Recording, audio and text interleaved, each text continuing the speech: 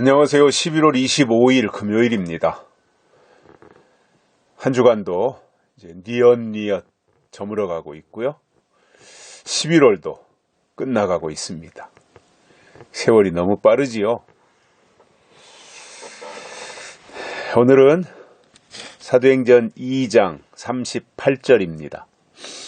베드로가 가로되 너희가 회개하여 각각 예수 그리스도의 이름으로 세례를 받고 죄사함을 얻으라. 그리하면 성령을 선물로 받으리니. 아멘. 성령을 받는 것에 대해서 베드로가 말씀하고 있는데, 아무나 또는 아무렇게나 무질서하게 해서 성령을 받을 수 있는 것은 아닙니다. 또 하나님 자신이 만홀히 여김을 받으시는 분이 아니라고 했기 때문에, 또 하나님은 질서의 하나님이시잖아요. 하나님이 질서를 얼마나 중요하게 여기시는지 모릅니다. 그런데 무대뽀로 자기 방식대로 억지를 부리고 때를 쓴다고 해서 성령이 임하는 것은 아니라는 거지요. 그것에 대한 순서 내지는 질서에 대해서 베드로가 말씀한 것을 보면, 그러니까 어제 베드로가 다윗과 관련되어서 이런저런 설교를 하니까 그들이 마음에 듣고 찔려서 어찌할꼬 했다 그랬잖아요. 어찌할꼬. 그것에 대해서 이제 베드로가 답을 주는 거예요. 너희가 회개해야 된다, 이 말씀을 하셨습니다. 먼저 회개가 있어야 됩니다. 어찌할꼬 하니까 회개해라. 회개가 뭐예요? 입술로만 나불나불나불해서 내가 이렇게 잘못했고 저렇게 잘못했고 하나님 용서해 주시고 천주교에서 신부들 앞에 가서 고해성사하듯이, 그것이 아닙니다. 물론 그것도 넓은 의미로는 회개라고 하는 범위에 포함시킬 수 있지만, 성경이 말씀하고 있는 진정한 의미의 회개는 가던 길에서 완전히 돌아서는 것을 말합니다. 잘못 가던 길에서 돌이키는 거예요. 이것은 신앙까지도 포함하고 있는 거예요. 믿음이 세상적으로, 또 세상 것을 추구하며 땅의 것을 기대하며 나갔던 신앙이 하늘의 것으로 완전히 변신하는 것, 돌아서는 것, 이것이 회개라는 거지요. 그래서 요즘 사람들은 그냥 내가 그냥 교회 가서 말로 하나님 나 이거 잘못했으니까 용서해 주십시오, 이렇게 하면 회개했다고 생각하는데 아닙니다.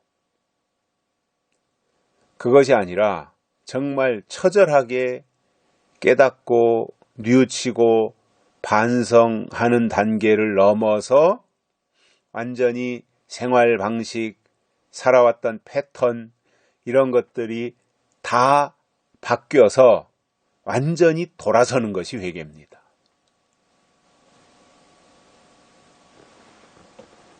그래서 베드로가 그들을 향해서 회개하라, 완전히 돌아서라, 돌이키라, 너희들 방식대로 살아왔던 것에서 이제는 돌아서라, 그것을 이제 충고한 거지요. 돌아서지 않는, 돌이키지 않는, 말로만 나불나불 하는 것은 회개에 포함되지 않습니다. 그것은 그냥 어떤 양심의 가책을 받고 뉘우치는 것 정도는 했다고 보지만, 뉘우쳤다고 하는 것은 그랬구나 할 수 있지만 하나님 앞에 회개했다고는 볼 수 없는 거죠. 뉘우치는 것과 회개하는 것은 다르니까요. 그래서 하나님이 원하시는 것이 무엇인지를 바로 알아야 돼요. 자기 마음대로 해놓고 회개했다고 생각하고 하나님이 받으셨다고 생각하면 그게 억지지요. 그래서 베드로가 가로되 너희가 회개하라, 이렇게 말했습니다. 회개하라. 제일 첫 번째 조건입니다. 어찌할꼬 하니까 회개하라, 이겁니다. 그리고 각각 예수 그리스도의 이름으로 세례를 받으라 그랬습니다. 회개했으면 예수의 이름으로 가서 세례를 받으라 이겁니다. 세례를 받으라.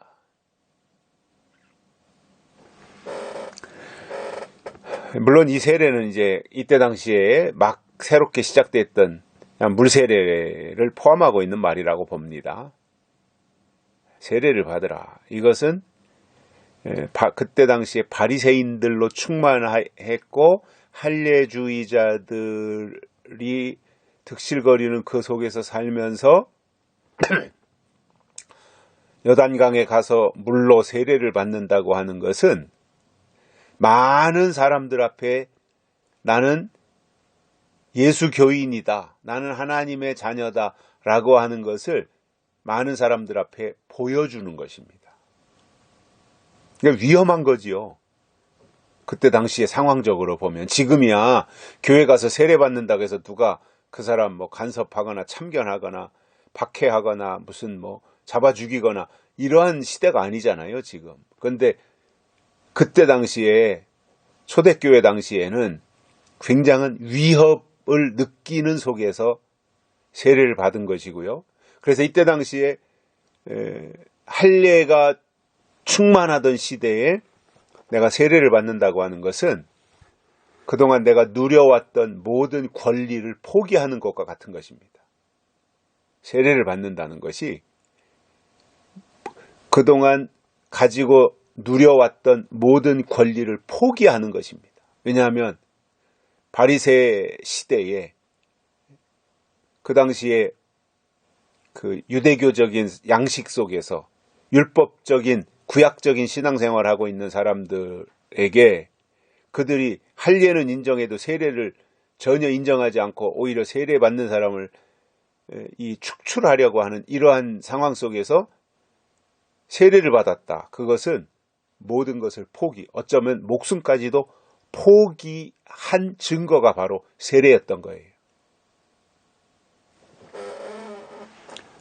그래서 회개하고 세례를 받고 그리고 죄사함을 얻으라. 죄사함을 얻으라 이겁니다. 죄에 대한 용서가 있어야 된다는 거죠. 용서, 죄에 대한 용서. 거저되는 게 아니라는 거예요. 그래서 회개하고 세례를 받고 죄사함을 얻으라 이거죠. 그리하면 그 결과로 성령을 선물로 받으리니 이렇게 말씀하고 있어요. 그러니까 성령은 하나님 나 성령 주시옵소서 그래서 성령 받겠다고 쫓아다녀서 성령을 받는 것이 아니라 회개하고 세례를 받고 죄사함을 얻으면 어디에 있든지 자동적으로 하나님의 성령은 임하는 것입니다. 저는 인치심을 받는 것도 똑같다고 봅니다. 어떤 사람들은 뭐 어디로 가서 입 맞자, 저기로 가서 입 맞자, 누구한테 가서 입 맞자. 그 전에 한동안 그런 적이 있었잖아요. 사람들이. 어려서 그래요. 너무 어려서. 그 사람들이. 수준이 어려서. 수준이 낮았기 때문에 그런 거고 그렇게 말한 사람도 수준이 낮은 사람이었고 그런 말을 듣고 쫓아가는 사람도 수준이 낮은 사람들이었기 때문에 그렇게 되는데 사실상 베드로가 말씀하는 내용을 보면 누구를 쫓아가고 안 쫓아가고 여기에 있건 저기에 있건 이것이 충족되면 즉 회개하고 세례를 받고 죄사함을 받으면 성령을 선물로 받으리니 그러니까 성령은 결과라는 이야기죠.